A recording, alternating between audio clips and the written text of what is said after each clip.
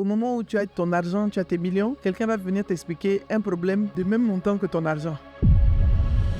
On veut avoir une énumération qui est à ça et on veut vivre la vie d'une personne qui est comme ça. Pour vivre sa réalité financière. Qu'est-ce que l'argent représente pour moi? Qu'est-ce que l'argent me procure? Quand on dépense, en fait, on comble un manque. On est en train de combler un vide. D'abord, notre rapport à l'argent, il est émotionnel et mental et il y a un travail de reprogrammation à faire. L'argent des Africains ne dure pas. Les gens qui vivent ici portent des boubous que toi, tu n'oses pas acheter. Mais la personne qui t'a emprunté de l'argent ou qui t'a demandé « Ah, j'ai un problème », et quand tu les vois, ils sont plus sapés que toi. Tu te dis finalement, est-ce qu'ils ont réellement des problèmes? Les gens nous montrent ce qu'ils veulent vous montrer. Ce que j'essaie d'expliquer aux gens, que tous les gens que vous croyez riches ne sont pas aussi riches que ça. La richesse, c'est plus que l'argent. C'est plus un état d'esprit, plus une façon d'être. L'argent, pour moi, ne change pas une personne. Elle montre sa véritable nature. Je pense que l'entrepreneuriat aussi, c'est spirituel. Les gens qui sont riches n'ont pas de compte en banque rempli d'argent. C'est faux.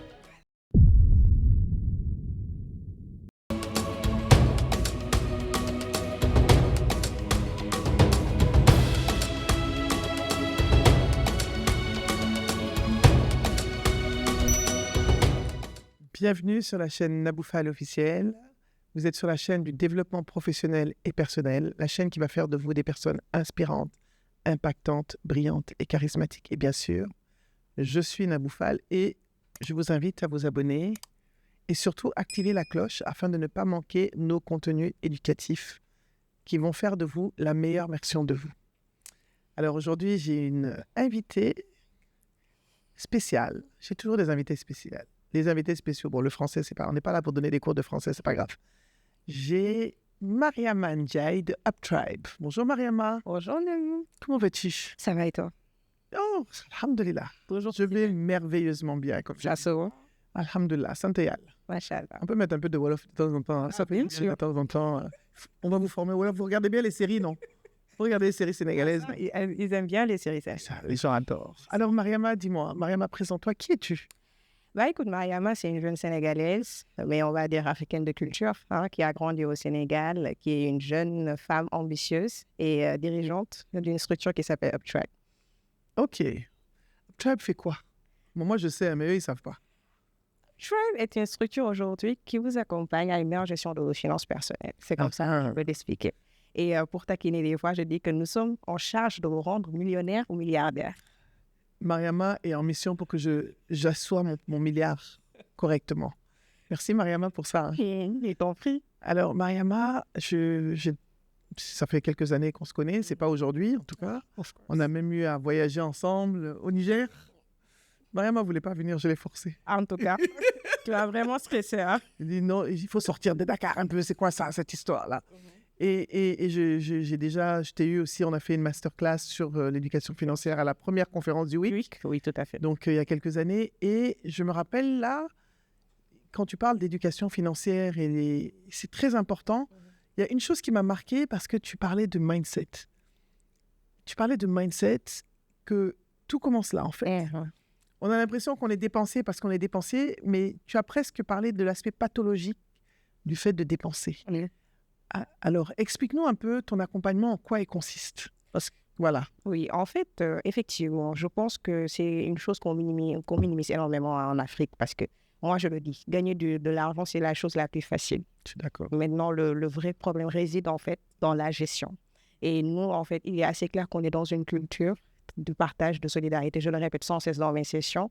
Et que c'est ça qui fait en fait que l'éducation que nous recevons dès le bas âge nous incite à avoir certains comportements dans notre subconscient. Je pense que toi, tu es coach en PNL, tu comprends ce que je veux dire. Absolument. Il y a le subconscient qui nous fait faire des choses qu'on ne comprend pas, beaucoup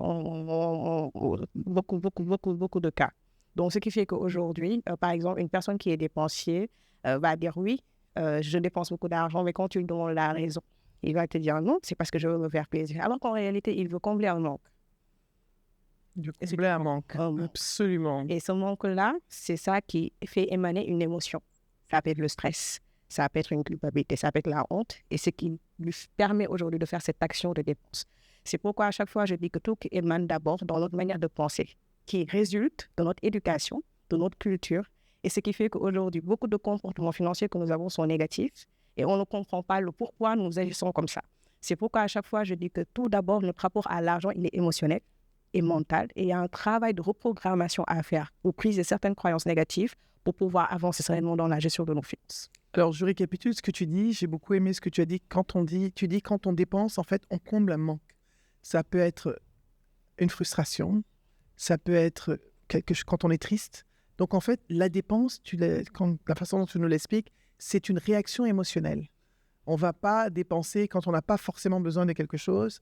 On dit oui, je vais me faire plaisir. En fait, ce n'est pas vrai. On est en train de combler un vide. Juste pour rajouter, ça peut être vrai qu'on peut se faire plaisir. Mais l'idée aujourd'hui, c'est que pour beaucoup de personnes, ça revient en fait d'une gestion instinctive qui vient en fait de nos subconscients. Et maintenant, c'est l'éducation financière qui va te permettre de passer de gestion instinctive à une gouvernance consciente. De gestion instinctive à une gouvernance consciente. C'est-à-dire, tu dépenses, tu sais ce que tu dépenses, tu sais ce que tu gagnes, tu sais comment tu t'organises, tu connais tes charges, etc. Mais comme tu l'as dit précédemment, en Afrique, on a un vrai challenge. On n'est pas seul. Ça, c'est... On a beau planifier, c'est comme quelqu'un qui dit, c'est au moment où tu as ton argent, tu as tes millions, quelqu'un va venir t'expliquer un problème de même montant que ton argent. Que si tu ne fais pas, et c'est tes parents vont t'appeler pour dire que si tu n'envoies pas l'argent à telle personne, il peut mourir. Tout à fait. Et on a la foi, on a la générosité. Comment est-ce qu'on peut réellement... L'argent des Africains ne dure pas. Et justement, ça permet de déconstruire un mythe. On dit qu'aujourd'hui, effectivement, on est dans une communauté de partage, de solidarité, c'est vrai. Et qu'on a nos réalités. C'est vrai qu'aujourd'hui, quand un parent va venir te solliciter, ce serait mal vu, n'est-ce pas, de rejeter ou bien de ne pas soumettre à cette sollicitation-là. Mais il est très important aujourd'hui de comprendre une chose. Ne pas répondre à une sollicitation ne fait pas de nous une mauvaise personne. Et ça rejoint toujours les émotions dont je parle. Parce qu'aujourd'hui, si une personne vient te dire, « Nabou, moi, je veux vraiment que tu m'empruntes 100 000, quoi. Donc, j'ai un besoin pressant et tout ça, etc. » C'est bien, tu peux lui donner ça, n'est-ce pas? Mais est-ce que ce ne serait pas mieux, dans ta démarche, d'essayer de rendre cette personne autonome plutôt que tout le temps de lui donner du poisson? Je valide complètement. Tu vois un peu. Et j'ai remarqué dans le process de mon travail depuis ces années-là qu'en réalité, beaucoup de gens, je ne dis pas que c'est une loi universelle, qui viennent de faire des sollicitations, quand vous leur donnez de l'argent, ce n'est pas qu'ils vont croire que c'est parce que tu en as assez que tu donnes. C'est ce qu'ils pensent. C'est ce qu'ils en as assez, c'est pourquoi tu donnes. Alors que toi, tu te prives de quelque chose pour donner. Moi, j'ai remarqué ça. Par exemple, quand tu vis à l'étranger et que tu envoies de l'argent, en tout cas les gens qui vivent à l'étranger, qui envoient de l'argent. Ça, c'est la réalité des personnes de la diaspora. Tu vas voir les gens qui vivent ici, ils portent des boubous que toi, tu n'oses pas acheter. Mais la personne qui t'a emprunté de l'argent ou qui t'a demandé « Ah, j'ai un problème. Et quand tu les vois, ils sont plus sapés que toi. Tu te dis finalement, est-ce qu'ils ont réellement des problèmes? Et ça, c'est ancré dans la culture parce qu'une personne t'éduque, contribue à ton éducation, à ta scolarité, tu grandis, tu as un métier, il y a un sentiment de redevance. Ah oui, absolument. Et puis, il y a au-delà de ça, il y a la religion. Oui, il y a même la religion, ça me dit, etc. Et tout. La bénédiction de la vie. Mais l'idée, c'est vraiment d'être dans une discipline. C'est-à-dire, aujourd'hui, même si tu dois aider, ce n'est pas à tes propres frais, à tes propres dépens. Et aujourd'hui, c'est ce qui se passe, ce qui crée un cycle qui est toxique. Parce que ça fait que les gens croient qu'ils ont un pouvoir ou bien un droit sur tes revenus, alors que non. Absolument, je valide. Et c'est aux personnes concernées de mettre des limites. On peut aider, mais ce serait toujours bien, même quand on aide, de permettre à la personne ou bien d'inciter la personne à être autonome plutôt que tout le temps d'être celui qui le sauve. Alors, comment est-ce que je peux passer du sauveur compulsif, parce qu'il y a le sauveur compulsif qui devient un dépensier instinctif, à quelqu'un qui gouverne consciemment ses finances? Comment est-ce que je deviens cette personne? Déjà faire un état des lieux. C'est-à-dire? De ses croyances. C'est-à-dire? C'est-à-dire aujourd'hui, qu'est-ce que l'argent représente pour moi? Qu'est-ce que l'argent me procure? Quel sentiment ça me procure? Qu'est-ce que l'argent représente pour moi? Qu'est-ce que ça me permet de faire? Et quelles sont les mythes aujourd'hui ou bien les réalités dont on me parle depuis le bas âge que j'ai ancrées dans mon cerveau qui font qu'aujourd'hui, quand j'ai de l'argent, automatiquement, je veux le dépenser. Parce que des fois, je vois des cas assez atypiques. Tu vois une personne qui peut avoir des flux d'argent, mais énormes par jour. Il le dépense inconsciemment. Il ne se rend pas compte qu'aujourd'hui, qu'il est en train il a le syndrome du sauveur. Des fois, ça peut tomber sur un aîné ou une aînée de famille qui veut tout le temps couver ses petits frères. Moi, je le vois avec mes clients. Voilà, c'est ça. Il y a une dame qui m'a dit, je voulais pouvoir... Mon père a tout fait, quand il est décédé, je voulais pouvoir le remplacer. Tu deviens ici, tu deviens le sauveur. Voilà, tu deviens le sauveur. Donc, essayer en fait de comprendre le pourquoi j'ai ces syndromes-là. Le syndrome du sauveur, le syndrome du protecteur, le syndrome de tout ça. Comprendre le pourquoi, ça vient d'où. Quel type d'émotion ça fait émaner en moi. Et quels sont les déclencheurs de ces émotions. Surtout. Et c'est ça qui est important et que j'incite les gens à faire. Parce que des fois, ces déclencheurs-là, hormis la technologie qui est là avec les réseaux sociaux, ça peut émaner des personnes qui nous entourent, l'environnement, les personnes que nous fréquentons. Et ce n'est pas facile de vouloir viser le sommet, surtout financièrement, et d'être entouré de personnes qui ne vous incitent pas aujourd'hui à investir ou bien à être plus conscient financièrement. Donc, essayez de voir quels sont les déclencheurs et mettre en place une discipline. Et c'est là où l'éducation financière vient, parce que ça te permet aujourd'hui de comprendre quel est ton archétype. Ça, c'est un modèle que nous avons créé qui permet de savoir quel est ton profil financier. Quel est ton profil financier? Pourquoi tu fais certaines réactions? Alors, pose-moi les questions. Analyse mon profil financier. En te voyant, on sait déjà que tu es créative. C'est-à-dire aujourd'hui, toi, tu es une personne très créative qui crée beaucoup de choses à la fois, qui sait créer en fait des sources de revenus de manière très autonome. Ça vient de partout. Est-ce que tu vois, ça c'est même de ton énergie et tout ça. Mais également que tu es bâtisseur. Maintenant, l'archétype, il y a l'archétype dominant et l'archétype qui est moins dominant. Si l'archétype dominant est celui qui gaspille le plus ou bien dépense le plus, ça peut poser problème dans ta discipline financière. Donc, c'est le bâtisseur qui rapproche en fait beaucoup des entrepreneurs, parce que tu es entrepreneur également. Oui, bien sûr. Qui fait qu'aujourd'hui, tu as peut-être une discipline quand même financière qui te permet de faire des investissements qu'il faut que ce soit dominant, plus que le créatif, pour te permettre d'avoir une discipline.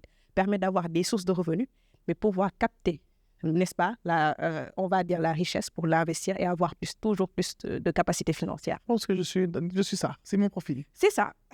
On en a dit ça. Mais je n'étais pas comme ça avant. Oui. Je suis venue vers ce profil. J'étais plus dépensière. Et qu'est-ce qui a changé? Qu'est-ce qui a shifté? Non, ce qui a shifté, j'étais dépensière parce que je n'avais pas du tout de responsabilité vraiment. Voilà. Je n'avais rien à faire à part dépenser. Donc, je me suis dit, oui, tu peux dépenser. Je gagnais beaucoup d'argent. J'ai toujours gagné beaucoup d'argent. Et j'ai dépensé aussi beaucoup d'argent. Et puis, quand mon fils allait étudier aux États-Unis, moi, j'ai pu payer quand même 300 000 $. Quand même, hein? Ouais, je ne sais pas comment j'ai fait, mais je me suis rendu compte... Ah, bravo! Oui, je me suis rendu compte que donc, je peux gagner de l'argent et je peux dépenser de l'argent. J'ai les moyens. En fait, on ne se rend pas compte de ce qu'on gagne quand on dépense. C'est ça. C'est ça, c'est une réalité. Mais quand on met des priorités des dépenses, on se rend compte que, tiens, donc je peux gagner ça. Et puis j'ai investi en bourse et je me suis rendu compte que je peux mettre de l'argent pour investir en bourse. Et j'ai investi dans ceci, cela. Et tu te rends compte que si tu te mets dans une logique d'épargne et que j'ai pas besoin... Moi, personnellement, je n'ai pas de gros besoins en réalité. Vraiment, je n'ai pas de gros besoins. Je me suis rendu compte que j'ai déjà tellement de choses à porter. Donc, je ne suis plus quelqu'un qui va acheter instinctivement quelque chose parce que je me dis, bon, tu n'en as pas besoin. J'en ai pas besoin. Donc, la notion de priorité vient. La notion de priorité. Et pour moi, j'ai mes priorités. Il y a des choses qui sont importantes. Je veux dire, pour moi, c'est les dépenses mensuelles. Je sais ce que j'ai à dépenser. Les études, je ne suis pas le genre de personne, parce que j'ai vu ça à l'école d'un de mes fils à Kinshasa, je me rappelle. La directrice, qui est une très très bonne amie, me dit, écoute, j'en peux plus. Il y a une dame, elle vient ici avec des loups-boutins, elle me dit qu'elle était à New York, mais elle n'a pas payé la scolarité depuis 6 mois. Et c'est ça qui est dommage. Elle me dit, mais elle ne paye pas la scolarité. J'ai dit, comment quelqu'un peut ne pas mettre l'école de ses enfants en priorité? Le peu que tu gagnes, les gens, c'est pour l'essentiel. Et justement, c'est ça qu'on essaie de véhiculer comme message. L'idée, c'est pas de ne pas dépenser. Il y aura toujours des dépenses, mais de faire, en fait, d'essayer de comprendre quelles sont les priorités selon mon niveau. Exactement. Parce que des fois, tu vois... Selon ton niveau. Selon ton niveau. C'est-à-dire, aujourd'hui, tu vois, je donne toujours un exemple d'un jeune, parce que moi, je suis toujours jeune, mais j'ai été plus jeune. Oh, je l'avais toujours jeune. Toi, je suis jeune aussi. Ouais. Est-ce que tu vois... Elle veut me sortir des jeunes, là. Nous, les jeunes. Est-ce que tu vois un peu? Donc, c'est en notion de priorité. Moi, à un moment, c'est sûr que je n'avais pas de salaire. Est-ce que tu vois? On m'a payé 75 000 francs par prime de ça. Après, tu as 100 000 francs. Après, tu as 150 000. Mais si je me mettais dans cette situation, j'essayais de vivre la vie d'une personne qui gagne 500 000, c'est moi qui vais me mettre dans des problèmes. Ah, mais bien sûr. Et malheureusement, c'est ce qui se passe. Tu vois une personne et tout le temps, ça revient à l'environnement qui commence une vie active, très jeune, on lui met dans la tête que bam, bam, bam, ok, tu dois acheter une voiture. On ne dit pas que ce n'est pas une nécessité, mais est-ce que c'est le moment? Est-ce qu'il ne peut pas patienter, épargner un peu? Peut-être que tu n'en as pas besoin. Moi, je n'ai pas besoin de voiture. Avec les j'achète ce dont j'ai besoin. C'est ça, avec des transports communautaires et tout. Et l'idée aujourd'hui, c'est de faire comprendre qu'il s'agit juste d'être patient, d'attendre le facteur temps. C'est tout. pour après vivre au niveau de nos moyens. Mais on veut avoir une rémunération qui est à ça et on veut vivre la vie d'une personne qui est comme ça. Et c'est pourquoi beaucoup de gens sont découvert, sont dans un stress financier, mais hyper aigu. Et ça rajoute la santé sur le monde. De toute façon, je dors bien. Mais Je n'ai voilà. zéro stress financier. Comme Wolof Ndiaye, comme les Sénégalais disent, def loo mën, wax loo mën. C'est ça. Noppaleku.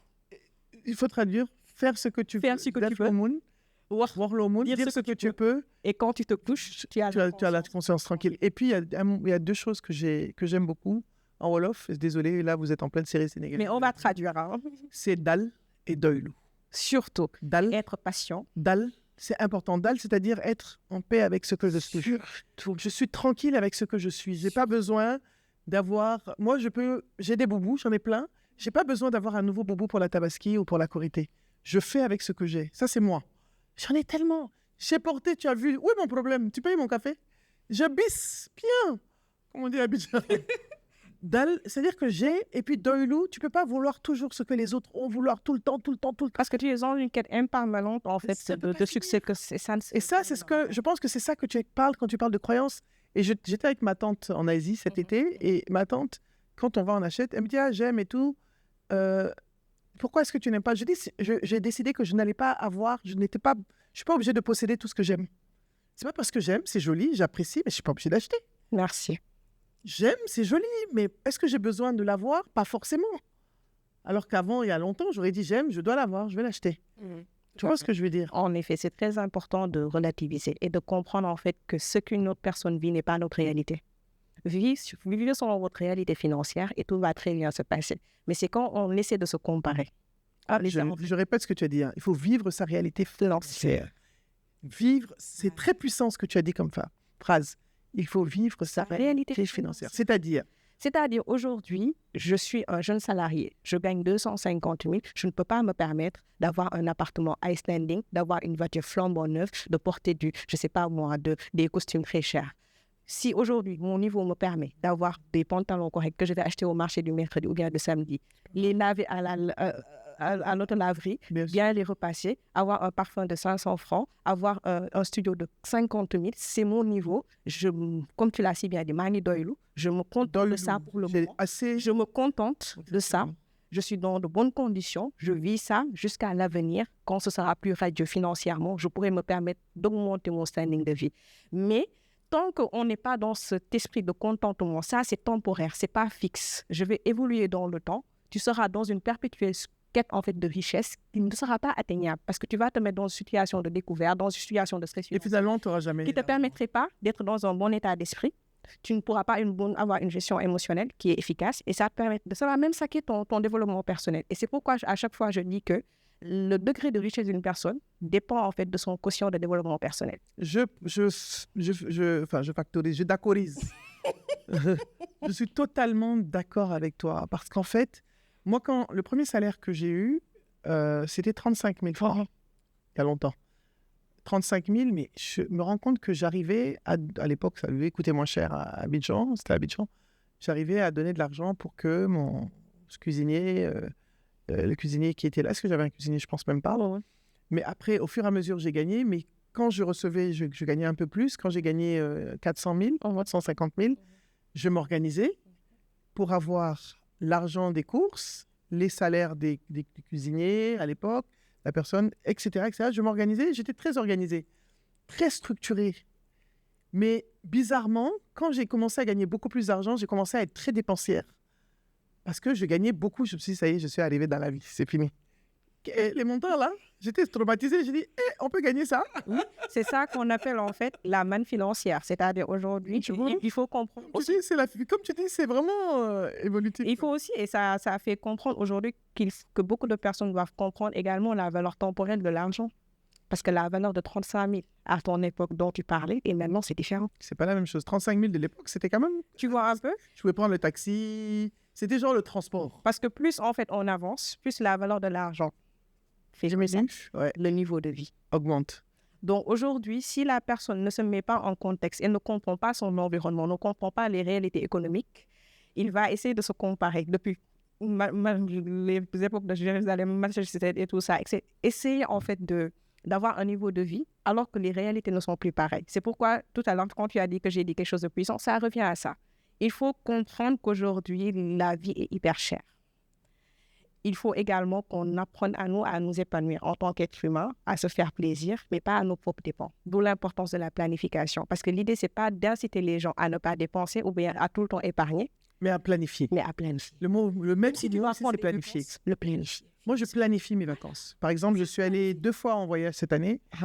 Je vais expliquer, puisqu'on est avec les financiers. Je suis allée à Bali en fin janvier.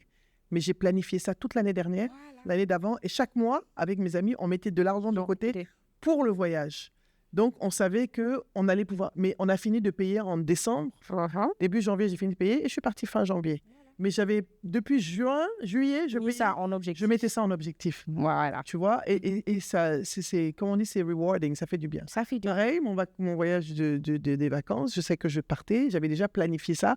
Je sais déjà que je vais partir, donc voilà, je m'organise. Et vois le sentiment de relief. Oui, c'est relief. Oh, c'est-à-dire que tu as planifié. Exactement. Tout est prêt. Sans stress. Il y a zéro stress. Financièrement, il y a pas. Et je sais combien d'argent je vais amener. Donc, j'avais prévu. Et je sais que je ne vais pas dépenser plus que cet argent. Et c'est exactement ce qui s'est passé. Et ça permet de ne pas être stressé, de faire des choses saines en âme conscience et être relax. Exactement. Et c'est d'où l'utilité de planifier. Et j'ai rien acheté, aucun habit pour moi, j'ai acheté pour eux. Parce que je n'ai pas de place chez moi pour mettre des habits, donc c'est pas la peine. En tout cas, si tu achètes encore là, c'est moi qui vais te trouver là-bas. Ça servait à rien, donc j'ai plus... Et vraiment, depuis quelques années, je planifie les voyages, je sais que je vais partir à telle période, je sais que ça va être... Et ça a Avant, je faisais pas ça. Avant, je me réveille, je dis, je pars demain. Mais justement, ce qui change, c'est comprendre en fait l'impact. Ça va laisser un trou si tu planifies. Et ce trou-là, ça va peut-être te prendre 1 année, 2 années. Pour le combler. Pour le combler. Exactement. Et c'est d'où l'importance de planifier parce que aussi, l'argent que l'on gagne, on mérite de se faire plaisir avec. Absolument. Vivant. La vie d'abondance, la vie aujourd'hui, etc. On travaille. N'est-ce pas? Les vivants doivent faire les choses de vivants, je traduis. En tout cas, je suis désolée, on est à Dakar, on doit parler. Moi, je ne suis pas de ceux qui vont rester là, c'est-à-dire non, il faut épargner coûte que coûte, il faut investir. Non, il faut aussi prendre un montant. C'est ce qu'on appelle le fonds d'amortissement. C'est l'objectif que tu as fixé, c'est ça le fond. C'est-à-dire soit te mettre en place pour un projet ou bien pour se faire plaisir. Voyager, aller en Umrah, faire des choses que nous aimons. Parce que c'est de janvier, Inch'Allah. Contribue à notre bien-être. Et c'est ça qu'on recherche, un bien-être global, un bien-être mental, émotionnel, spirituel, environnemental et financier. Vous avez entendu? Bien-être mental, spirituel, intellectuel, financier. Vous avez entendu? Tout va ensemble. Et quand on est bien financièrement, comme tu le dis, on ne peut être que bien dans sa vie parce qu'il n'y a pas de pression émotionnelle. Le fait de manquer, d'être en dette, de devoir, d'emprunter ici pour combler là, parce qu'on l'a fait nous-mêmes. Pas parce que quelqu'un nous... Personne ne nous l'a forcé, nous l'a imposé. On se l'a imposé à nous-mêmes parce que j'ai vu le bazin de quelqu'un qui coûte 500 000. J'ai un mariage, j'ai décidé que je dois porter ce bazin alors que je gagne 200 000. Ça, c'est pas là, ça, c'est la sorcellerie même. Oui, il y a trop de sorcellerie même ici. C'est bizarre. Au Mali, je connais mieux, par exemple, à Bamako, je vois quand c'est les mariages, c'est les parures, c'est les trucs, mais les gens ont des problèmes, mais ils sont dans ça, quoi. Et après, c'est pourquoi je le dis, il faut faire attention parce que ce que les gens nous montrent ce qu'ils veulent vous montrer. Ce que j'essaie d'expliquer aux gens, que tous les gens que vous croyez riches ne sont pas aussi riches que ça. Voilà, moins vous en dites, mieux c'est. Il y a beaucoup de riches. Surtout en matière de finances, moins vous en dites, mieux c'est. Ce que vous montrez doit être plus minime que ce que vous avez. Et vous avez entendu? Ce que vous montrez doit être plus minime que ce que vous avez. Les personnes aujourd'hui, que je les fréquente, tu les fréquentes, on les connaît. Les personnes les plus fortunées, on ne les voit pas, on ne les entend pas. Ils sont tout le temps en train de travailler, tout le temps entre 2 avions. Et quand on les voit... Moi, je suis entre 2 avions, mais on me voit en même temps. Et se dire, parce que toi, le charisme, on peut tâter, le charisme. On peut tâter le charisme. Bon, ces gens-là, ils ont compris que, en fait, la richesse, c'est plus que l'argent. C'est beaucoup plus que l'argent. C'est plus un état d'esprit, plus une façon d'être, une façon de vivre. J'accepte. Est-ce que tu vois complètement? Donc pour moi, du moment qu'on est dans une quête de validation, on a des problèmes. Par la richesse matérielle, il y a un problème de développement personnel mais profond. Absolument. On ne sait pas qui l'on est, on ne sait pas ce qu'on doit faire dans ce monde-là et il faut se poser les bonnes questions. Donc on doit pouvoir, quand tu dis cette quête de validation, elle est liée au manque de vision et de mission, n'est-ce pas? C'est ce que tu veux Et dire. surtout aussi de connaissance de soi. Et de connaissance de soi. Donc, Voilà. Parce qu'aujourd'hui, pour moi, qu'importe ton niveau de richesse matérielle, tu dois t'aimer. Tu dois comprendre qui tu es et pourquoi tu es ici. alors, c'est intéressant ce que tu dis parce qu'on entend souvent quand les gens font des dépenses exagérées, en tout cas au Sénégal, on dit « Nidé Kham Bopom ». Une personne doit se connaître. En Wolof, on le dit « Ski Khamul Bopom » parce que cette personne ne se connaît pas, elle va prendre des choses qui la dépassent. Et c'était le développement personnel africain finalement. Et justement, c'est ce qui te montre que les gens ne savent pas ce que c'est qu'on se connaître. Absolument. Parce qu'aujourd'hui, ici, dans beaucoup de pays d'Afrique, on peut dire le Sénégal, d'autres pays d'Afrique, etc., pour eux, la connaissance de soi est uniquement liée à la richesse matérielle. Alors que ça va beaucoup plus loin. À l'apparence de soi. À l'apparence de soi. Ah, il a le dernier téléphone. Dès que c'est sorti, il a acheté. Ah, il a la nouvelle. Je n'ai aucun téléphone qui fait plus de 100 000 francs. Je n'achète jamais des téléphones qui font... Si tu m'as vu avec un téléphone qui fait plus de 100 000, c'est qu'on m'a donné. Est-ce que tu vois un peu? Je vais vous montrer, moi, mon téléphone fait 99 000 francs. Et mon autre téléphone aussi. Si ça dépasse 100 000, je n'achète pas. C'est ça. Non, ça, c'est moi. Hein. Mais si tu m'as vu avec un téléphone qui coûte cher, c'est parce qu'on te l'a offert. On me l'a offert. Est-ce que tu vois? Donc, moi, je prends mon argent pour mettre pourquoi, selon toi, tu vois, tu dis parce que c'est moi. Mais c'est que ça c'est lié à quoi, en fait? À ta valeur. Parce que tu comprends que ça, c'est juste un matériel qui te permet soit de faire ton travail ou bien de communiquer avec tes... Et mes photos sont plus belles que les iPhones. Tu vois? Tous les iPhones, là, ils me disent, tu peux nous faire des photos? Et j'ai payé moins de 100 000. Mais la personne aujourd'hui qui va acheter le dernier iPhone 17, pourquoi il l'achète? Des fois. Il y a des personnes, c'est valide. C'est soit pour travailler, soit pour faire son travail, tout ça. Mais pour d'autres, c'est toujours cette quête de validation. Ah, il a le dernier téléphone, je veux l'acheter. Et tu te mets dans une situation de gouffre. Tu achètes un téléphone à 1 million, alors que toi, tu as un revenu de 200 000. Donc, tu vas faire par tranche. On va couper ton salaire, en plus de l'attente familiale, en plus d'autres charges qui vont venir. C'est pourquoi il est important de connaître qui l'on est, sa valeur intrinsèque, intérieure. Qui je suis, pourquoi je suis là, qu'est-ce que je veux atteindre dans ma vie. Parce que quand on connaît ses objectifs sur le moyen et long terme, on sait qu'il y a certaines dépenses ou il y a certaines choses qui ne vont pas les faire. Donc, il faut savoir qui je suis, qu'est-ce que je veux atteindre comme objectif dans ma vie. Donc, la valeur intrinsèque nous permet de savoir, quand on sait qui l'on est, quand on a défini sa valeur, on n'a pas besoin de validation de l'extérieur. On n'est pas validé par un objet, en fait. Ça m'arrive tout le temps. Je donne juste un exemple terre à terre. Des fois, on a tous des amis. On peut sortir ou bien on peut programmer un voyage et tout ça. On y va ensemble. Des fois, elles veulent entrer dans une boutique. Ce qu'ils vendent, c'est très cher peut-être pour toi. Est-ce que tu vois un peu? Ou bien c'est pas que c'est très cher, mais toi, à ton niveau... T'as pas envie d'acheter? T'as pas envie d'acheter parce que c'est illogique. Même si t'as même pas envie. C'est illogique. Et elles vont essayer de te mettre une pression. Ah, achète ça, ça t'irait bien. Ah, achète ça, ça t'irait bien. Ils t'incitent aujourd'hui à acheter une chose dont tu n'as pas besoin parce que tu en as déjà assez à la maison. Et si toi, tu succombes à cela, tu vas rentrer dans un gouffre financier. Et tu rentres dans un cycle infernal. En fait. Cycle infernal. Comment on fait pour se contrôler? Comment on fait pour se maîtriser? Mettre des limites. Et quand je dis mettre les limites, c'est à soi-même d'abord. C'est-à-dire aujourd'hui, si tu vas acheter une chose et que tu sais que tu n'as pas les moyens, tu n'achètes pas, tout ça. T'en as même pas envie? Moi, j'ai envie d'avoir un jet, hein? Mais je sais que je peux pas m'offrir un jet privé, mais je suis tranquille. C'est ça. Je vais rentrer dans les jets des autres. N'est-ce pas? Et c'est plus économique d'ailleurs. C'est plus économique, écologique. C'est plus économique, écologique. Est-ce que tu vois un peu? Se mettre des limites à soi et mettre les limites aux gens autour. Même s'il y a des gens qui disent, entre guillemets, qu'ils dépendent de toi, qu'ils comprennent que ça, c'est pas une situation qui est éternelle. À un moment, tu ne seras plus là. Non, c'est clair. Moi, dans ma vie, c'est très, très, très clair. Alors, je vais prendre un exemple. Quand c'est vrai, je finançais les études de mon fils aux États-Unis, mais je lui dis qu'au-delà, je ne peux pas. Donc, le reste, tu vas trouver du travail pour financer. Et c'est important. Et il a trouvé du travail et il finançait son lifestyle. Et tu es d'accord que là, tu l'as rendu autonome? Il était autonome. Quand il trouve du travail, il se gère. Hein. Donc, cette responsabilité aussi, ça vient de nous. C'est à nous de montrer aux gens qui nous entourent que même si je t'aide, c'est temporaire. Je valide. C'est pas éternel. Qu'est-ce que je vais faire pour toi qui va te rendre autonome sur le long terme pour que quand je ne serai plus là, j'ai laissé un héritage éducationnel, mais également un héritage financier qui te permettrait, qu'importe là où tu es, de continuer d'avoir tes propres moyens et d'avancer sereinement. Et toi, un héritage aussi éducationnel, parce que c'est l'éducation qui fait qu'on rend les gens autonomes. Moi, pour moi, ma plus grande richesse, c'est mon éducation. Moi aussi, c'est la richesse. Il n'y a pas d'autre richesse. Enfin, selon moi. Parce que, par exemple, pour moi, ce qui fait la différence entre une personne qui peut avoir des moyens financiers mais qui est incorrecte et une personne qui a des revenus moyens et qui est correcte, moi, je préférerais, par exemple, de travailler avec ceux qui bien sûr. Et qui n'a pas de moyens. Moi, je ne pense pas qu'on juge les gens par rapport à leurs moyens. En tout cas, moi, personnellement. Et j'ai écouté une vidéo de Gary Vee. Oui. Moi aussi, et il a dit la même chose. Il a dit, entre une personne qui est millionnaire mais qui est impolie et une personne qui n'a pas. Le choix est déjà fait. La personne qui a l'éducation. L'éducation, c'est une richesse. C'est la base. Et nous, on a vraiment un héritage fort éducationnel. Si on voit des personnes qui nous inspirent, donc, qui ont beaucoup contribué à la culture africaine, à l'émancipation africaine, je pense qu'on a assez de valeurs qui nous permettent aujourd'hui d'avoir une éducation qui serait une véritable richesse pour nous-mêmes et des générations futures. Je pense qu'on a tout ce qu'il faut, mais malheureusement, on n'est pas toujours conscient de ça. Et et on est tellement... Bon, moi ce n'est pas l'objectif de mon podcast de dire aux gens comment vous allez devenir riches.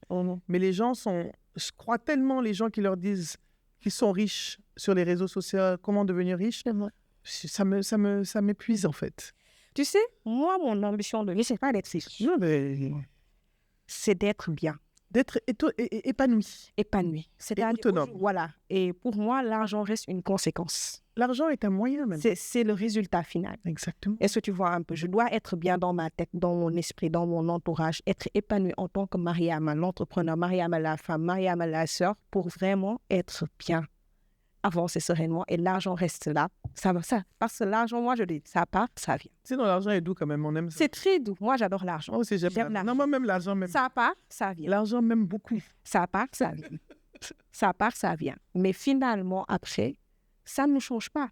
On est qui on est. Exactement. C'est pour ça, souvent, on dit, pour connaître quelqu'un, soit il faut qu'il ait un poste, ou alors qu'il devienne subitement riche, et on voit tout. Sa véritable nature. Sa véritable nature. Parce qu'en fait, cette personne montre tous ses travers, parce qu'il se pense supérieur aux autres à cause de l'argent. Oui. L'argent, pour moi, ne change pas une personne. Elle montre sa véritable nature. Et les gens les plus riches que je connais sont les personnes les plus humbles que je connais. Oh, ça, je te le confirme. Moi, j'ai un ami qui est extrêmement riche. Ils sont tellement humbles. Mais quand je dis riche, multimilliardaire à jet privé. Un jour, je suis allé le chercher à l'aéroport à Abidjan. Je dis, Joe, moi, j'ai pas de voiture, on est en taxi. Il est descendu du jet, il est monté dans le taxi avec moi. Et ça ne le dérange pas du tout. Mais est-ce que ça va être dans sa peau? Non, ça ne le dérange pas. C'est pas son problème. Tu vois? C'est-à-dire, c'est des expériences de vie. Des fois, les expériences les plus magnifiques qu'on peut avoir, ça n'a rien à voir avec l'argent. Non, bien sûr. Est-ce que tu vois un peu? Donc, aujourd'hui, pour moi, on a beaucoup à apprendre de ce type de personnes-là. Ah oui, et c'est des gens qui sont d'une humilité incroyable. Humble, accessible, des fois, donnent des conseils. Bon, ils sont des fois radins aussi. Pardon. Ça, c'est toi qui le dis.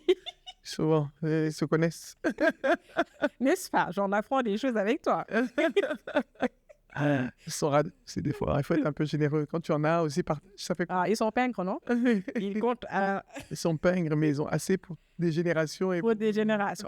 C'est pourquoi c'est important. Je pense qu'ils le font pour les générations futures. C'est pas mauvais. Hein? Ils vivent. Oui, mais il y a un moment aussi, je me dis, quand tu as de l'argent, tu dois bien vivre. Il y a un minimum. Quand même, moi, je suis du même avis. Hein. Moi, je pense pas. Tu dois pas faire pitié. Tu dois... Parce qu'une fois, il y a une dame qui est venue quand je travaillais dans les télécoms. Elle est venue au bureau avec des sandales en plastique, même pas une bizarre.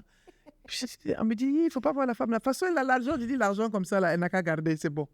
Je ne veux pas. Oui, et tu sais, moi, je ne les juge pas parce que je pense que je parle tout le temps des 4 types de mentalité dans mes sessions. Il y a celui qu'on appelle l'évitement de l'argent. Et des fois, ces personnes-là, en fait, malgré l'évitement de l'argent. L'évitement de l'argent. C'est-à-dire? Ce sont des personnes aujourd'hui qui ne savent pas ce qu'ils gagnent, ce qu'ils dépensent et ce qu'ils doivent. Ça, c'est les personnes qui ont des traumatismes financiers. Il y a ce qu'on appelle la vigilance monétaire. Et je pense que la personne dont tu cites et dont chacun d'entre nous connaît, c'est des personnes aujourd'hui qui vont avoir beaucoup d'argent, mais qui suivent tout au minimum près. Et même des fois, quand tu les vois, tu as pitié d'elle. Parce que tout le temps, c'est la résultante. Astaghfirullah, que Dieu nous éloigne. Parce que c'est soit ils ont grandi en manque de ressources financières. Quand ils en ont maintenant, ils ne veulent plus en manquer. Donc, ils sont dans du contrôle. D'accord. Ce qui fait que pour qu'ils lâchent prise et qu'ils puissent vivre de ça, c'est comme s'ils allaient retourner dans ces situations de pauvreté. Donc, c'est cette mentalité de vigilance monétaire qu'ils ont. Il y a ceux qui sont dans l'adoration comme moi, aiment l'argent, toujours plus d'argent, ça va résoudre mes problèmes financiers. Et ceux que l'argent aime, c'est quoi? C'est l'adoration de l'argent? Non, l'argent même. L'argent même. C'est toi qui aimes l'argent? Non, l'argent qui m'aime. C'est l'argent qui t'aime. Ça, c'est quelle catégorie? Toi, là, il faut que j'essaie de voir quelle catégorie t'aimes. L'argent vient à moi. Hein? L'argent vient me trouver là où je dors. On me dit oui. Mais quel est le secret selon toi? Je sais pas. L'esprit d'abondance. Oui, moi, c'est que j'apprécie beaucoup. Hein, c'est ça en toi. Il y en a pour tout le monde. Là, il y a tellement d'opportunités. Il y a tellement de choses pour tout le monde.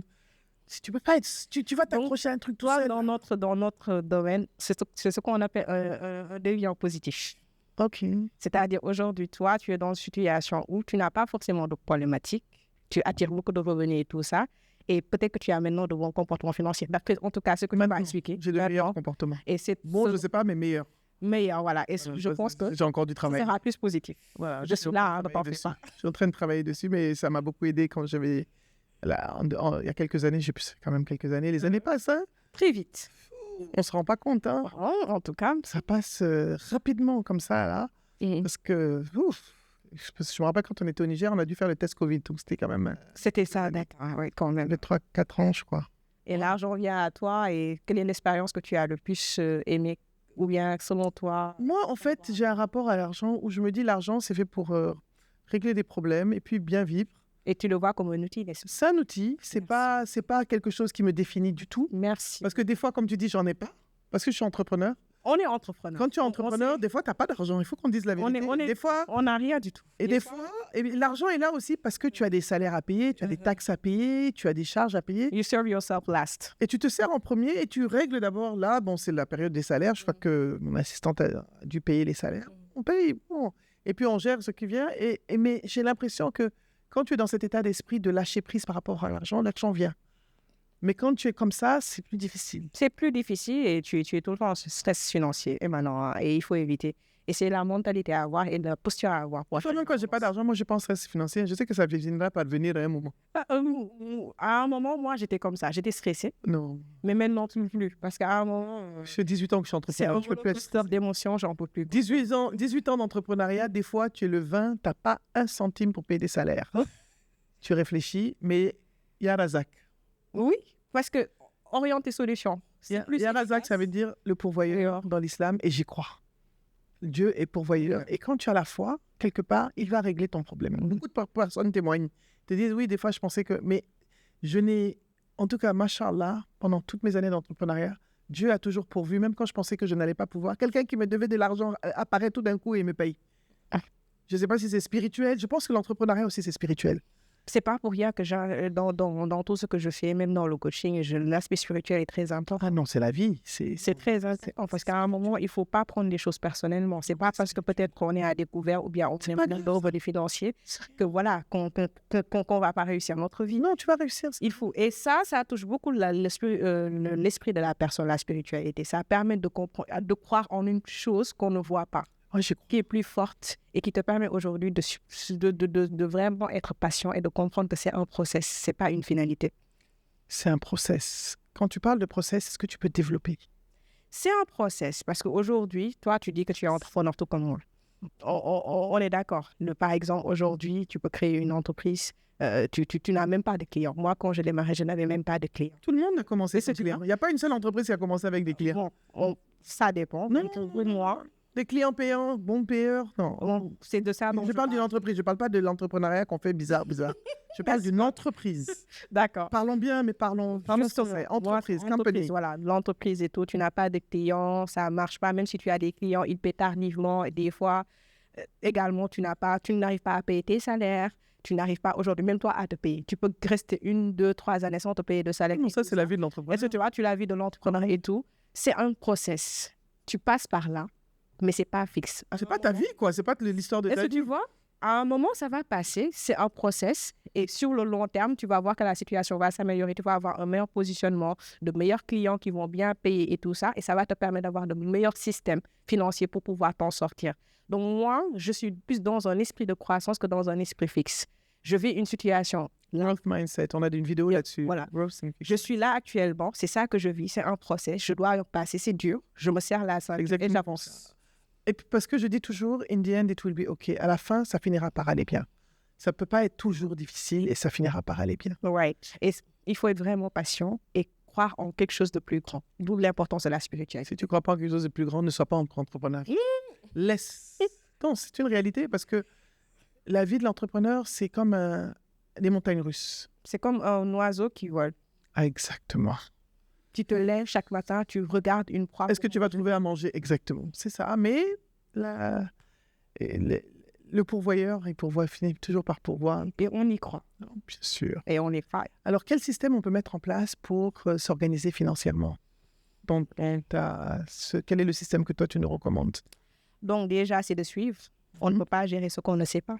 Donc aujourd'hui, quels sont mes flux d'entrée, mes Mesurer, avoir, voilà, c'est ça. Et ce qui nous permet de faire ça, c'est un budget.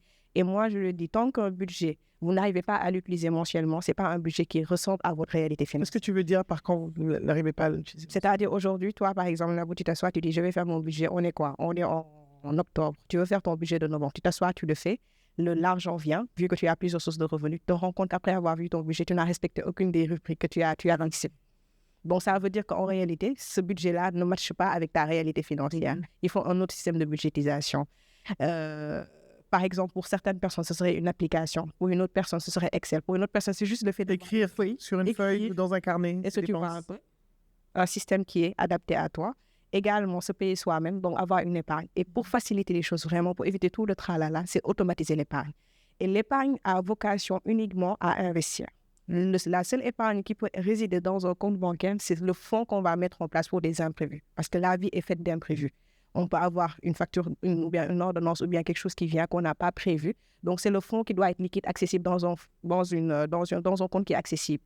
L'épargne qu'on va mettre en place, qui n'a rien à voir avec le fonds d'urgence, oui, bien sûr. Ça, c'est pour investir. Et ça ne doit pas durer dans un compte. Oui, l'argent, en fait, en tant qu'entrepreneur, on sait que le cash, les gens qui sont riches n'ont pas de compte en banque rempli d'argent. C'est faux. Voilà.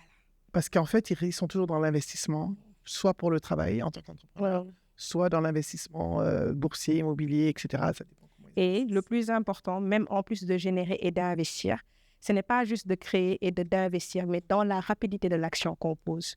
Aujourd'hui, il faut essayer de voir comment générer de l'argent, générer du cash le plus rapidement possible, mais également sur le long terme. Donc, avoir des investissements qui sont liquides, qui nous permettraient aujourd'hui de générer sur le moyen terme des revenus, mais aussi des biens qu'on peut après transmettre aux générations. Bien sûr, et surtout, un point essentiel, j'ai parlé de suivre, j'ai parlé d'épargner pour investir. Donc ça, c'est la gestion et l'investissement, la création de revenus, la fluctuation de l'investissement, la transmission, le préparer. Absolument. On n'en parle pas assez. Et quand on parle de transmission, il ne s'agit pas juste de soucier à une nation, ça, c'est un pilier clé. C'est-à-dire, aujourd'hui, moi, je peux prendre une assurance vie pour me sécuriser et avoir des bénéficiaires sur le long terme et leur laisser quelque chose. Mais tous les biens sur lesquels vous investissez, que ce soit des biens immobiliers, que ce soit des biens boursiers, il faut prendre le temps aujourd'hui de vous informer pour savoir si vous n'êtes plus là, que ce soit lent, je ne le souhaite pas, comment je transmets ça de manière organisée à ma progéniture ou bien à mes proches. Parce que ce qui se passe est que moi, je vois des cas qui ne cessent d'augmenter dans mon cabinet. C'est des personnes aujourd'hui qui décèdent malheureusement. Ils n'ont rien prévu. Ils n'ont pas d'actes légaux qui émanent en fait ou bien qui expliquent à qui on répartit. Et ça casse des familles, ça brise des familles. Bien sûr. Et c'est incroyable. Donc la transmission, elle se prépare. Alors, quand tu me dis viens dans ton cabinet, qui vient te voir dans la famille, par exemple? C'est juste pour comprendre. Parce que celui qui est mort, il ne va pas venir te voir. Non, je veux comprendre. D'habitude, en fait, malheureusement, on a nos réalités. Donc, des fois, les cas qui viennent le plus, c'est dans les foyers polygames.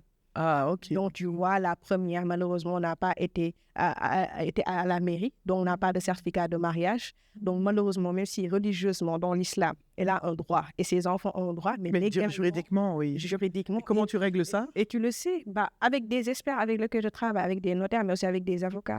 Parce qu'aujourd'hui, ce sont des personnes qui sont centrales, en fait, dans ce type de procédure-là. Parce que c'est des problématiques et ça brise des familles, mais aussi ça détruit des vies.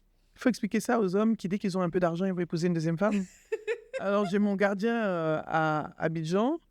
J'étais choquée d'apprendre qu'il avait une deuxième femme quand j'ai vu son salaire. Mais c'est extraordinaire. Ça aussi, c'est vivre selon ses moyens. Tu n'as pas les moyens de deux femmes. En fait, tu as répondu à la question. C'est-à-dire, aujourd'hui, pour moi... Vivre sa réalité financière, c'est aussi épouser une femme quand tu as les moyens d'une femme, pas deux. N'est-ce pas? Et je pense qu'aujourd'hui, tout dépend de ce que la personne veut pour elle-même. Est-ce qu'il veut se serrer la ceinture, être dans la souffrance et tout ça? Parce que pour moi, tout est question d'ambition et également, parce que je pense que c'est question de plusieurs femmes des fois. Des fois, beaucoup de personnes disent ça à la virilité. Non, j'ai besoin de ça. Alors qu'en réalité, ça doit plus être affecté aux responsabilités financières qui émaneront de cela. Parce que Mais les gens ne pensent pas comme ça. Hein. Justement. Moi, j'ai beaucoup de femmes, j'ai beaucoup de clientes, j'ai des clientes qui me disent que finalement, il y en a une qui m'a dit même qu'elle s'est retrouvée responsable financière de la deuxième femme. Le mari, j'ai dit quoi? J'ai dit, mais dis donc, tu es sympa. Mais il y a plusieurs cas que je vis. Moi, j'en ai vu 3 ou 4. Je donne 3 cas comme ça. Tu vois, un cas où des fois, comment dirais-je, c'est la seconde femme qui prend en charge la première et toute la famille. Des fois, comme tu l'as si bien dit, tu vois un cas où c'est la première qui prend en charge toute la famille. Marie, là, c'est forcé. Vraiment. C'est obligatoire. Vraiment. Qui vous a mis... On a mis pistolet sur ta tête. Pour moi, c'est bien si on se marie, si on fonde un foyer. Alhamdoulilah. Mais toujours en dormant bien la nuit, comme tu dis. Tu vois un peu, ça crée des systèmes de pouvoir des fois qui sont des dynamiques très négatives. Très négatives qui ne sont pas censées.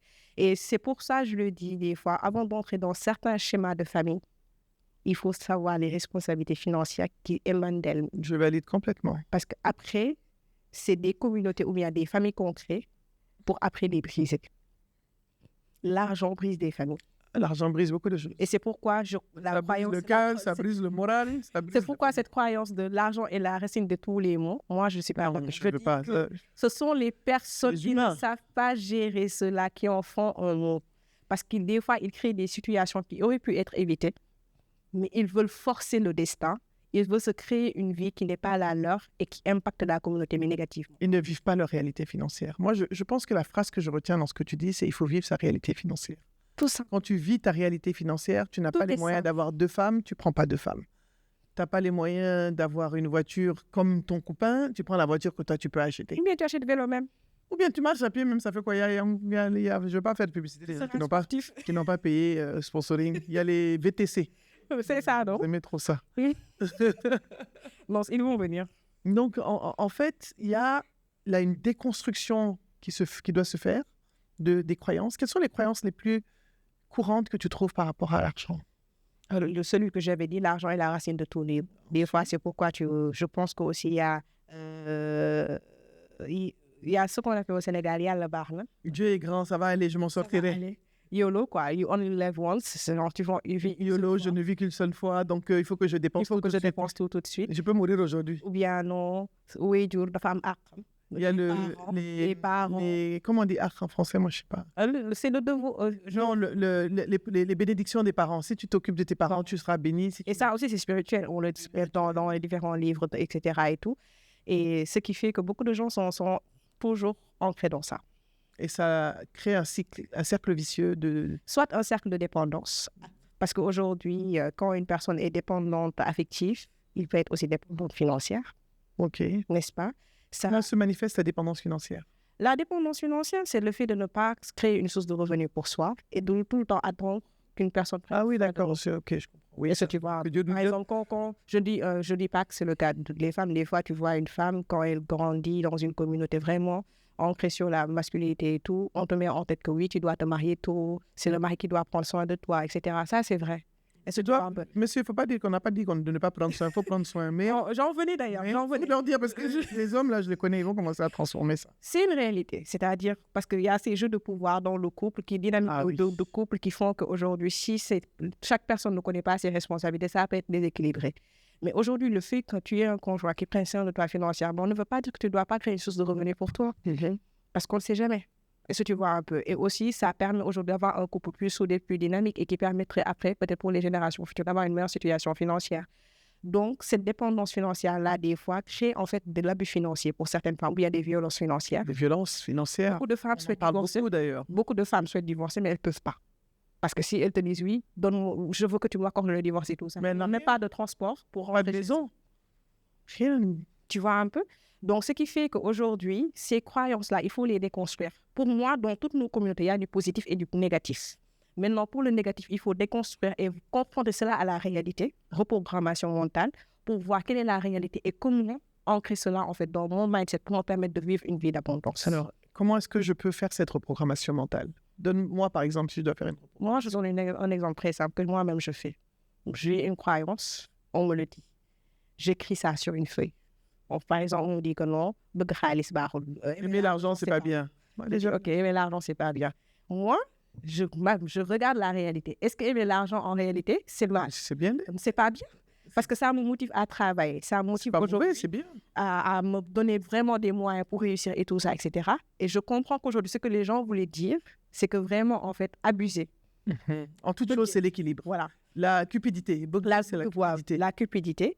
Donc aujourd'hui, moi, mon ambition, il y a un mythe, il y a la réalité. Donc ce que je fais actuellement, c'est que j'ai confronté et ce que je dois rechercher, même dans cette quête de richesse, c'est l'équilibre. L'équilibre. Et comment équilibrer cela? C'est de temps en temps me reposer, être chill. Est-ce que tu vois, même pour certaines opportunités, même si c'est vraiment un grand chèque, dire non. Moi aussi, parce que j'y crois pas. Parce que je me repose. Voilà, je me repose tout simplement. Est-ce que tu vois? Donc, on a un mythe. Quelle est la réalité? Qu'est-ce que je dois prendre comme positif pour implémenter ça dans ma mentalité? Et je prends cela pour appliquer cela en action. Vous avez entendu? Donc, vous avez un mythe. Vous voyez, est-ce que cette croyance est vraiment négative? Vous la reformulez de façon positive et vous l'écrivez et vous allez ancrer ça en vous et reprogrammer votre mental. Par des actions. À travers des actions concrètes qui sont liées à cette reprogrammation mentale.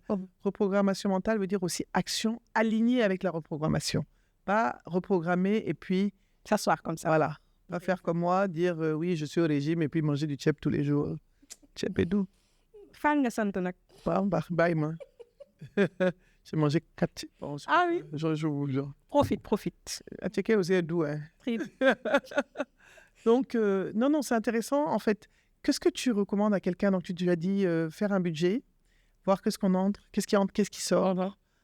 Deuxième chose, vivre sa réalité financière, donc savoir quelles sont nos charges et nos responsabilités, connaître ses responsabilités financières, donc ses charges, les noter et faire une épargne de réserve pour investir et un fonds de réserve. Alors le fonds dont tu parles, ce fonds, on dit, il doit être de 5 mois de salaire. C'est quoi le chiffre?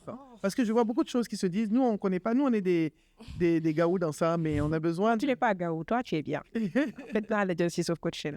Donc, en fait, il faut être très simple. Moi, je le dis, et ça aligne toujours avec la réalité financière. Pour le fonds d'urgence, il faut y aller selon ses moyens. Quand je dis selon ses moyens, il faut être très simple. Si aujourd'hui, par exemple, une personne veut commencer à mettre ça en place, moi, je facilite la chose. Je dis au moins 1 mois de charge fixe. D'accord. C'est-à-dire, du moment que, pour la première étape, j'ai dit suivre. Donc, tu connais tes dépenses, tes sorties. Normalement, pour la rubrique des charges fixes, tu dois avoir le montant. Tu cumules ça dans un fonds, ça peut être un début. Maintenant, si tu vois que tu es plus discipliné et que, parce qu'il y a imprévu, il faut s'assurer aussi que pour le fonds, ce sont réellement des imprévus. Si tu vois que tu as mis 1 mois en place, tu peux aller maintenant sur 3 mois de charge fixe. D'accord. Est-ce que tu vois un peu? C'est plus souple. Maintenant, effectivement, la formule basique que les gens vont dire, c'est 6 mois de salaire. Mais ça, c'est pas évident. C'est pas facile, hein, en Afrique, non, mais là, il faut être réel. On peut pas faire mettre ça. C'est pas possible, c'est la réalité. On peut pas. C'est pourquoi moi, j'ai vu que c'est quelque chose qui doit être liquide et qui doit régler des imprévus. Il faut être dans l'accessibilité, ce qui est réel pour les gens aujourd'hui. Et moi, j'ai mis cette formule-là par la pratique avec mes clients. Ce qui est plus facile, c'est soit mettre 1 mois de charge fixe ou bien 3 mois de charge fixe. C'est plus simple. Et vu que à chaque fois quand tu pioches, tu dois recontribuer. Quand tu règles un imprévu, tu remets. Pour que ça soit l'équivalent soit de 1 mois ou bien de 3 mois de charge fixe. C'est plus simple. Moi, je me suis permise en 2016 de faire une année sabbatique. Parce que je m'étais organisée pour ne pas travailler, pour pouvoir payer les études de mes enfants, pour pouvoir voyager comme je voulais. J'avais besoin de cette année-là. Mais c'est de l'organisation. Et bon, moi, je sais épargner en douce. Ah oui. Quand je veux. Quand tu veux pas, qu'est-ce que ça passe? Même quand je veux pas. Non, j'épargne malgré moi, toujours. Tu as automatisé?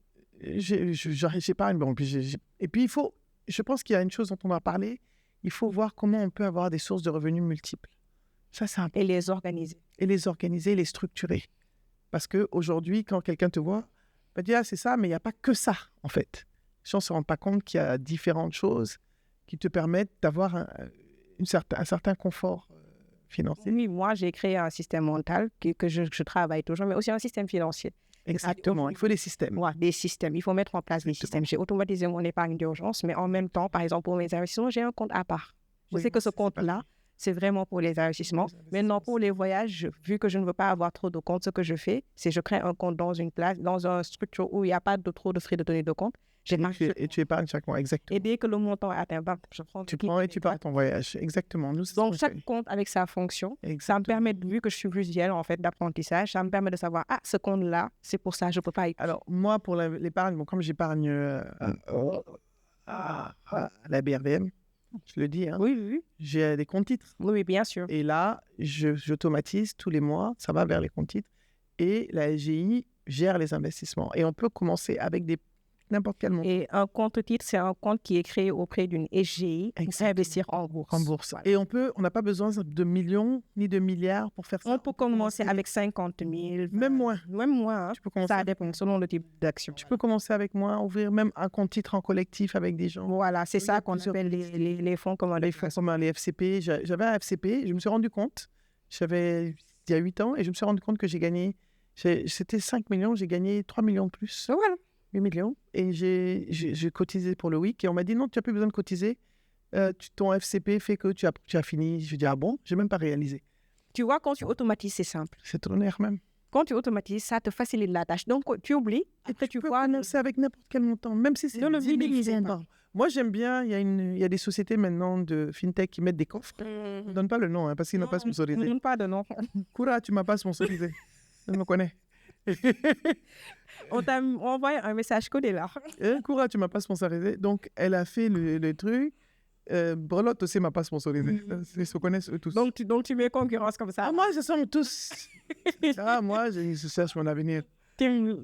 Là, moi, je n'ai pas de Mamadou, tout le monde, Katié, eux tous, ils se connaissent. Voilà. Et ils me connaissent. Donc, si vous voulez sponsoriser, vous savez. On vous attend. Vous savez où me trouver. Il y a la possibilité d'avoir des coffres. Voilà. Et de mettre de l'argent et d'oublier. Et de se discipliner, de se dire, OK, si j'ai un imprévu, que je n'ai plus de crédit sur mon mobile money, je peux utiliser ça. Et des fois, c'est des actions simples. Et c'est ça, et c'est des montants simples. Tu n'as pas besoin. Imagine si tu gardes. Par exemple, je suis dans des groupes de femmes où elles font des tontines de 2000 francs par jour. 2000 francs, mais elles sont nombreuses. Hein. 2000 francs, tu as 100 personnes dans la tontine. 2000 francs par jour, ça fait 200 000 francs. Quand même, hein. C'est énorme. Et elles ont créé un système financier. Je suis dans ce groupe de femmes, on a plusieurs types de tontines, on a plusieurs trucs. C'est des femmes, on est plus de 1000, je crois, et on a différents groupes. Les tontines de 100 000, de 500 000, mensuelles, hebdomadaires. Et ça permet aux femmes d'être autonomes. Et moi, en fait, j'aime bien parce que je pense que j'ai une fois travaillé avec une structure de microfinance de la place. On a mis ce système en place. Il était déjà en place, mais c'était mal organisé au niveau du marché des poissons de piquet. Et on le sait, ces femmes-là, ce sont des battantes, des femmes. Et il leur manquait, en fait, elles ont du cash. Mais elles ont besoin de l'économie. Voilà, de la structuration. On a mis ça en place, mais elles se sont trouvées aujourd'hui à s'autofinancer, en fait. Bien sûr. Elles n'avaient même pas besoin aujourd'hui d'aller vers la microfinance pour prendre un prêt. Tout simplement parce qu'elle manquait de structuration. Tu t'imagines, en une journée, tu peux avoir 500. Mais bien sûr, écoute, il y a des caisses d'épargne et de dépôt. Les AVEC, non, les AVEC qui ont été créées par Caire. Ok, voilà. Moi, j'ai fait une étude pour eux sur plusieurs pays, sur le Niger, la Côte d'Ivoire et le Ghana. Et ça aide les communautés à être autonomes. J'ai rencontré des femmes au Niger, lors d'autres voyages au Niger, qui, en épargnant 100 francs par semaine, tous des groupements, elles ont pu acheter des terrains pour le groupement, du bétail. Être sustainable. Donc, il n'y a pas de petite épargne. On ne se rend pas compte que quand on a... C'est l'effet cumulé. L'effet cumulé dans le temps, il faut arrêter d'attendre d'avoir beaucoup pour épargner. C'est ce on ne va jamais le faire. Exactement. C'est comme quand on construit une maison. Je me rappelle, mon oncle me disait toujours, pour construire une maison, si tu attends d'avoir tout l'argent de la maison... Non, tu ne vas jamais construire. Tu n'auras jamais de maison. Toutes les personnes qui ont des R+2, R+3, ils ont commencé avec le fondement. L'année prochaine, avec le R+2. Petit à petit. Tout c'est petit à petit. Tout c'est petit à petit. Donc, je pense que c'est ce message important, que les gens ne se disent pas, il ne faut pas qu'ils minimisent leur capacité d'épargne. Imagine si tu mets 1000 francs par jour, ça te fait 30 000. 30 000 fois 12, ça te fait quand même 360 000. 360 000, c'est quand même pas mal. Pour démarrer. Pour démarrer, tu peux commencer un business, un commerce, même avec moi, avec 100 000, tu peux commencer quelque chose. Bien sûr. Tu peux aller trouver une marchandise. Donc, il y a toujours... Et mettre une marge, voilà. Mettre une marge, commencer quelque chose, démarrer là où tu es avec ce que tu as. Mais changer son mindset, il ne faut pas manger tout ton capital, parce que moi, je vois ça avec les entrepreneurs. On accompagne des entrepreneurs. Une fois, on a fait quelque chose et on leur faisait gagner 100 000. Ils nous disent, non, on a bien avancé, mais après... Il y a eu le deuil, il y a eu la maladie, donc elle bouffe le capital et puis c'est fini. Donc, il y a aussi des détournements d'objectifs. Oui, mais il y a des mécanismes à mettre en place. Peut-être des micro-assurances, la micro-assurance, les caisses d'épargne. Et ça rejoint toujours la protection dont je parle et la transmission. Et le gens minimisent ça. Parce qu'il n'y a pas d'éducation financière. D'éducation financière là-dessus. On te dit, oui, tu épargnes et tout, mais tu n'es pas où, tu ne sais même pas que les micro-assurances existent. Parce que déjà, l'assurance pour soi, c'est important pour se protéger côté santé. Exactement. Et que ça permet également l'assurance de l'activité. Quand tu es d'activité, mais même décès. Et la prévoyance décès. La prévoyance décès, parce que souvent, maladie, parce que souvent, quand je discute avec des entrepreneurs qui ne sont pas forcément, ce n'est pas des grands, mais des tout petits entrepreneurs que nous accompagnons, elle se rend compte qu'elle a dû soigner son mari, elle a dû prendre tout, l'enfant était très malade, ils sont allés à l'hôpital, etc., etc. Donc, il y a quand même le facteur, le fait d'avoir une petite caisse d'avance, ce fonds, ça permet aussi de couvrir ça. Tout à fait. Tout à fait. Et c'est très important aujourd'hui. Et ça incite même à peut-être véhiculer un message aux femmes. Si vous avez le temps. Parce que pour moi, là, les femmes sont incroyables. Les femmes sont, si elles s'organisent et si elles ont une mentalité de croissance, elles peuvent réaliser de grandes choses. Je crois que toi-même, tu le vois quotidiennement avec ton travail, avec la WIC, etc. Avec le WIC. Avec nous, on a le Women Investment Club. N'est-ce pas? On a mobilisé plus d'1 milliard. Tu vois? Cumulé plus d'1 milliard. Et vous avez investi dans des entrepreneurs. On a investi dans 10 entreprises au Sénégal. Voilà. Donc aujourd'hui, il faut être dans une mentalité de croissance. Au lieu de cotiser de l'argent pour aller acheter des bazars, pour s'habiller. Tontine ou bazar. Voilà. Ou bien acheter des vaisselles. C'est bien pour ça, etc. C'est bien aussi, c'est pas mauvais. Non, c'est bien, c'est bien. Ça contribue au bien-être. Mais je vois que les dames le groupe, elles font des tontines pour faire du business. Voilà, donc aujourd'hui, et c'est ça, moi je l'ai compris, maintenant elles le font, elles achètent des vaisselles, elles achètent des lingeries, tout ce qui va avec. Même terrain, on a même fait terrain, voilà, pour créer de la richesse. Absolument. Donc pour moi, c'est ça le combat. L'argent, il faut savoir l'utiliser parce que c'est un outil et le temps est notre meilleur ami. Prendre le temps, en fait, d'investir dans des choses qui sécurisent notre avenir. Absolument. C'est le plus important. Quand on s'organise en communauté et qu'on est structuré et qu'on crée des systèmes pour générer des revenus et mieux le structurer, on avance. Ah oui, moi, franchement, je suis dans plusieurs communautés de femmes, de tous les niveaux, de tout style, et je trouve ça intéressant. Pour moi, c'est des baromètres, ça me permet d'apprendre énormément et de voir. Alors, moi, je vais te demander quelles sont les compétences qu'on doit avoir pour bien épargner. Et pour les compétences de quelqu'un qui a une bonne éducation financière, c'est quoi? Les compétences pour une personne qui a une bonne éducation financière. Les compétences à développer pour avoir une bonne éducation financière. Bon, moi, déjà, je pense que c'est l'esprit critique. L'esprit critique. Pour avoir le courage, en fait, de briser certaines croyances. Et de dire non. Et de dire non, en fait. Je pense aujourd'hui aussi, il y a le creative thinking. La pensée créative. C'est-à-dire aujourd'hui, comment user de ma créativité pour trouver des sources de revenus. Innover. Je pense aujourd'hui, il y a aussi le team working. Travail en équipe aujourd'hui, parce qu'à un moment aujourd'hui, même si on crée des revenus, on a besoin de systèmes de personnes et systèmes, voilà, peut-être logiciels pour pouvoir bien le gérer. Et également, comment dirais-je, l'analyse critique. L'analyse critique. Donc, tu as dit la pensée critique. Être capable d'avoir un regard critique et pouvoir dire non quand on ne veut pas. Non. La deuxième chose que tu as dit, c'est la créativité, de façon à pouvoir innover et créer des sources de revenus innovantes. Team working. Le travail d'équipe, parce qu'il faut collaborer avec des personnes. La preuve, mon équipe est en train de mettre en place une formation que je vais faire ce week-end. Je viens de m'en souvenir, le 1er et le 2. Publicité. Bon, non, parce que c'est pas prêt. Bien sûr. Donc, ils sont en train de mettre en place. Ils ont mis en place tous les systèmes. Moi, je fais rien. Et quatrièmement, tu as dit l'analyse critique. Comment tu définis l'analyse critique? Parce que pour moi, de manière très simple, à un moment, il faudra investir. À un moment où il y a des opportunités qui vont se présenter. Il faut savoir, tu me parles à chaque fois parce que je suis sur une opportunité. Ouais. Et avec mon agence, la personne qui gère l'immobilier, je lui dis, écoute, on essaye, ça marche.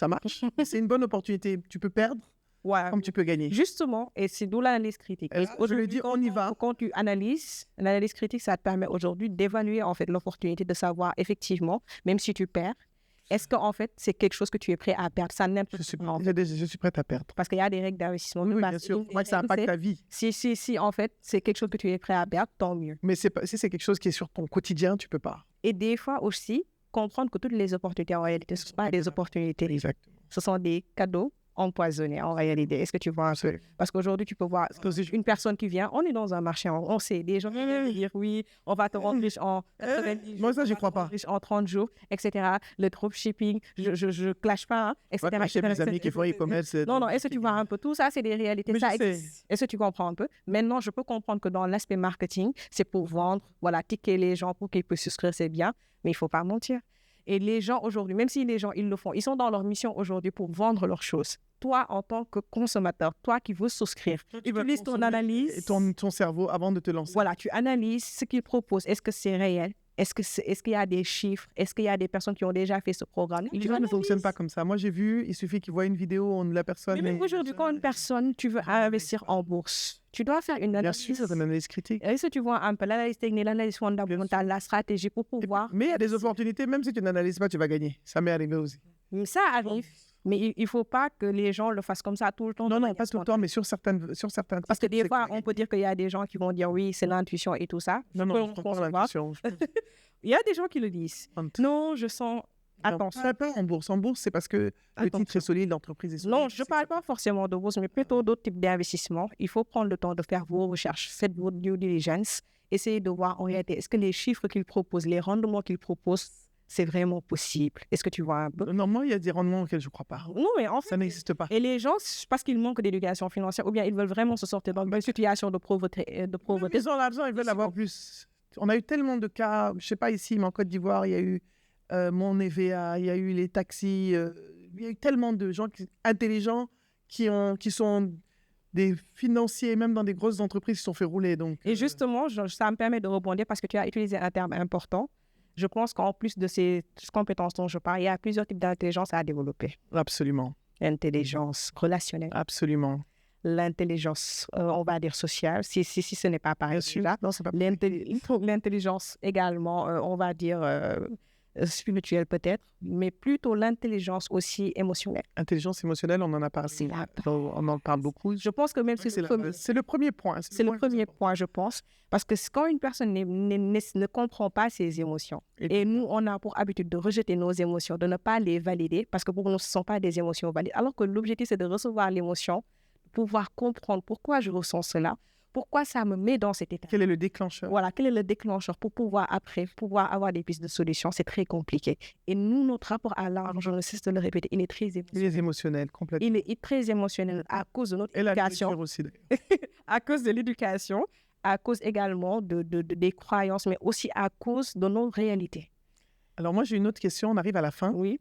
La question, pour toi, quelles sont les 3 valeurs qui sont importantes, les plus importantes? Les valeurs à toi, c'est quoi? Ok. Bon, mes valeurs à moi déjà, c'est, on va dire, la rigueur et la rigueur discipline. C'est bien parce que ça parle à nos auditeurs. Ils vont comprendre qu'il faut être rigoureux et discipliné. Voilà. Voilà. Pour moi, c'est la rigueur et la discipline parce que quand on est... L'éducation financière, si tu n'es pas rigoureuse, on va fuir du plateau. N'est-ce pas? Également, empathie. Empathie. Parce que pour moi, il faut savoir, on est tout le temps empathique envers les gens.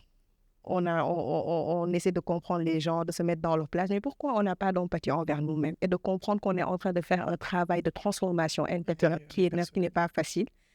Et finalement aussi, responsabilité. La responsabilité, on est responsable de nos actes. Pour moi, il n'y a rien de plus facile que d'être une victime. I love it. Je ne suis pas une victime et je ne veux pas que les personnes que j'accompagne soient des victimes. Je veux qu'ils soient des winners. Vous n'êtes pas des victimes, vous êtes responsable des actes que vous posez, des dépenses que vous faites, des choix que vous faites. Tout ce que vous vivez, vous avez une part de responsabilité dessus. Si vous restez là à subir, vous ne cesserez de subir. Mm-hmm. Il faut être dans une posture de warrior, de guerrière et de me dire, OK, j'ai vécu cela, c'est bon, c'est terminé, j'ai appris mes leçons, j'avance. Et ça ne me définit nullement. Donc aujourd'hui, pour moi, il faut prendre ses responsabilités parce que personne ne va venir vous sauver. Wow, merci beaucoup. Ah, j'adore. Rigueur, discipline, responsabilité. Et le troisième, c'était je pense que j'ai parlé de, comment dirais-je, les 3 valeurs que tu as dites. J'ai dit rigueur, discipline, empathie. Ah, empathie, c'est empathie que je... Voilà, parce qu'il faut aussi être patient sur soi-même. Voilà. Et finalement, voilà, être responsable. Comprendre qu'on est responsable de notre situation. Qu'est-ce qu'on doit faire pour changer la donne? Absolument. Je pense que c'est le plus important. Alors, Mariama, merci. On arrive à la fin de l'entretien. Merci beaucoup. Merci pour ta présence. Merci pour toutes ces pépites sur l'éducation financière et l'éducation, finalement, la gestion de nos émotions et la reprogrammation de nos croyances, ce qui est important. Et je vais te demander de regarder la caméra non plus.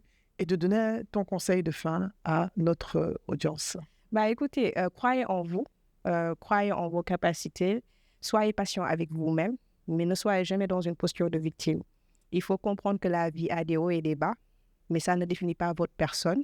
Vous êtes plus grand que ça et vous avez un pouvoir en vous qui vous permettra d'atteindre tous vos objectifs. Il faut juste être patient, être organisé pour atteindre vos objectifs et vous contribuerez déjà à votre développement personnel, au développement de votre communauté et au développement de l'Afrique. Merci beaucoup, Mariama. Merci d'avoir été là. Merci infiniment pour ta présence, pour ta générosité, toute la valeur que tu nous as apportée. Alors, pour ceux qui viennent d'arriver, vous êtes sur la chaîne Naboufal officielle. Je suis Naboufal. Vous êtes sur la chaîne du développement professionnel et personnel, la chaîne qui va faire de vous des personnes inspirantes, impactantes, brillantes, riches, j'en rajoute riches à cause de Mariama, et charismatiques. Donc, à bientôt. N'oubliez pas, bande de profiteurs, de vous abonner et d'activer la cloche. Vous aimez trop le gratuit.